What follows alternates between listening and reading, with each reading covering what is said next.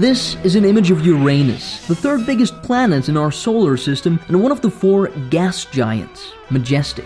This is an image of the human anus, one of the body's most essential and beloved orifices. You need your anus to exist. But did you know that you can also use anus to talk? What the fuck is this music? Turn that off.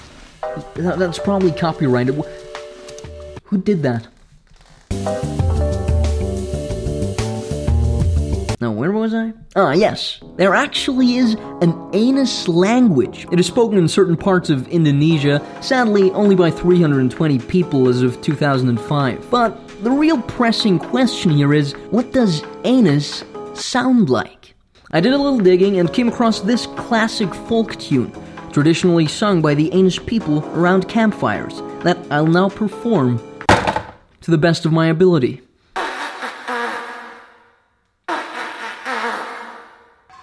Magical. Speaking of language, more than anything, we humans really enjoy a good story. And historically, one of the best ways to share stories with the world has been writing books. Humanity as a whole over many centuries has generated vast numbers of books. But how many books exactly have ever been written? Well, according to popular estimates, about 130 million. Making it fairly unlikely that the story you've been turning around in your head for a couple of years now will ever rise to the top.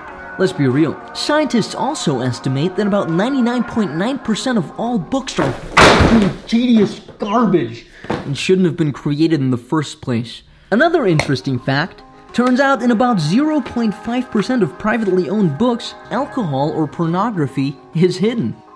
By the way, the idea that alcohol kills brain cells is a myth. Quite to the contrary, it has actually been found that drinking makes you a better person. But no matter what you do, your brain cells are going to die eventually.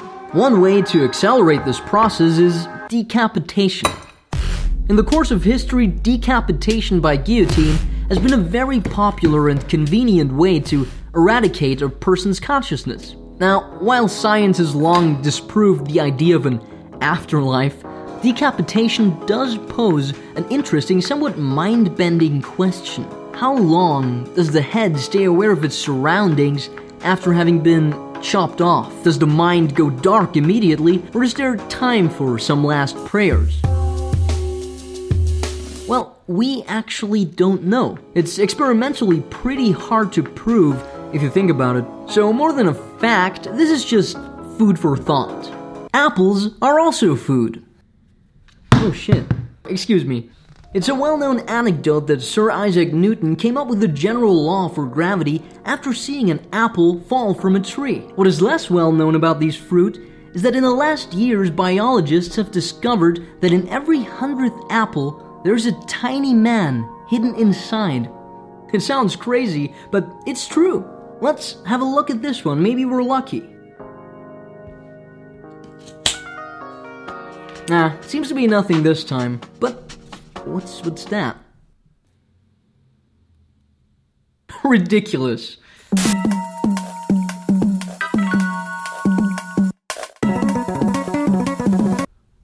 What's happening?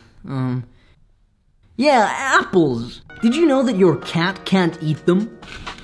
Or more precisely, cats can't eat apple seeds because they contain a cyanide compound that their tiny bodies can't handle. Check this out.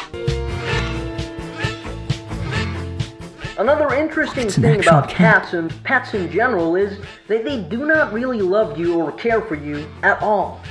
In fact, their extremely low intelligence makes them fundamentally incapable. Don't listen to this, it's a cat. It doesn't know what it's talking about. Animals are quite smart. Some animals are actually smart enough to recognize themselves in a mirror.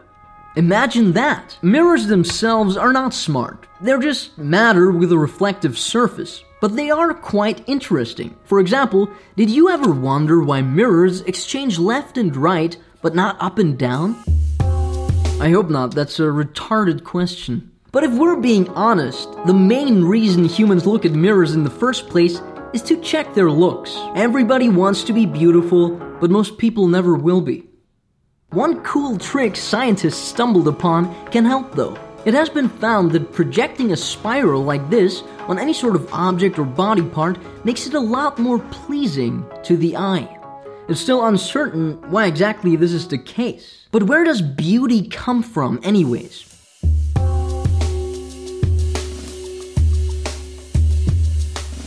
Well, the answer is simple. Like with so many things, it's the brain. If this supercomputer in our skull were wired up differently, we might think this looks disgusting, while this would look magnificent. It is amazing how specific our brains are in their organization. For example, there are areas that when stimulated electrically will turn someone who isn't particularly interested in food into someone who reviews cheese for a living. And of more philosophical interest perhaps, there's a specific part of the brain that when damaged will turn an atheist into a devout believer. It is often called the God spot. This is where I want to end this video with a little demonstration. I'm a very curious person, so I think it would be neat to tickle my God spot a bit on camera. So I'm just gonna ram this screwdriver into my temporal lobe and we'll see what happens. See you on the other side.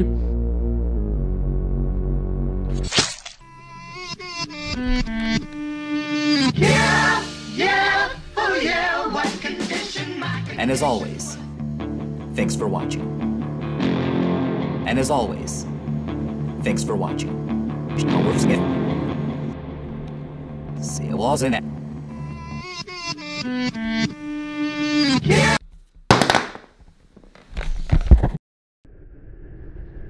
So I woke up here. I think I'm either dead or in a coma, seeing that my phone only shows this image.